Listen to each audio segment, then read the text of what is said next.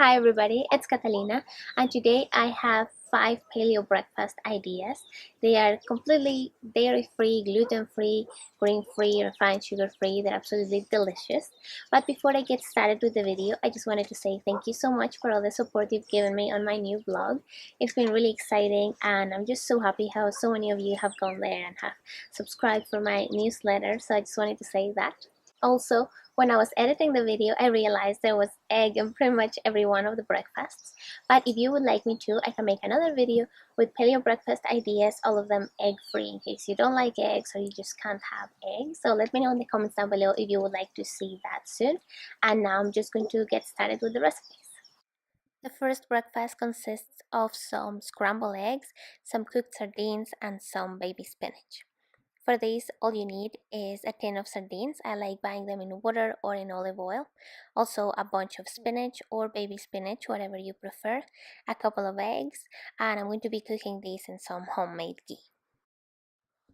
I'm going to start by melting some ghee, and in there I'm going to place the sardines. This is going to make them crunchy and really tasty.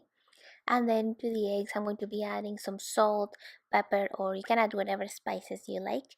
I'm going to whisk them, and then I'm going to heat up some ghee as well into another pan, and then I'm going to add the eggs. And because I want to scramble them, I'm going to do this on very low heat, and I'm going to be stirring the eggs all the time. And this only takes about 1 minute because I like them a little bit runny. And that's it. I'm gonna serve this with the spinach and the sardines, and it's a very filling breakfast. It's really one of my favorite ones. This next breakfast is a very simple yet very filling smoothie.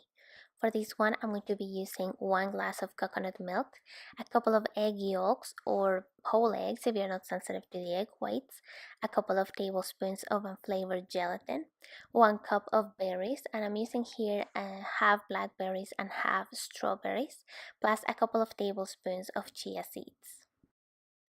And I just place all of the ingredients in the blender except for the chia seeds because I don't like breaking them. Once everything is the perfect consistency, I'm going to be adding a couple of tablespoons of chia seeds and just mixing them with a spoon or very gently in the blender, and then I just leave it for at least 15 minutes so that the chia seeds get to be big and swollen and soft to eat as well. And also sometimes I make this one at night, and then in the morning it's very thick. This is some beetroot and yam hash with a fried egg on top and parsley, and it's cooked in coconut oil. It definitely is high on carbohydrate even though it's completely paleo. So just keep that in mind. And for this one, you're going to need some yam, 1 or 2 beetroots, some fresh parsley, 2 eggs, and I'm going to be using some coconut oil to cook this. I'm going to start by peeling the amount of yam I'm going to use, and then I'm going to chop it into chip size, and then I'm going to place it into a pan with some melted coconut oil. And while they cook, I'm going to do the same with the beetroot. So I'm just going to peel them and chop them into the same size as the yam pieces, and then I'm going to just add them on top of the yam, and I'm going to cook them there for about 15 minutes. I'm going to make sure that I just keep moving them around with the spatula so that they don't stick to the pan, and also make sure you have enough coconut oil in there. You can also make this with ghee or butter. While that is cooking, I'm going to finally chop some fresh parsley, and just before the beetroots and the yams are ready, I'm going to fry 1 or 2 eggs to go with the hash. It goes really well with that, and that's it. Definitely with this breakfast, a little bit goes a very long way. This is a breakfast that I really love. It's extremely delicious, very filling, and it keeps me just really full for the whole morning until lunch. It's a couple of poached eggs, some bacon, and an avocado.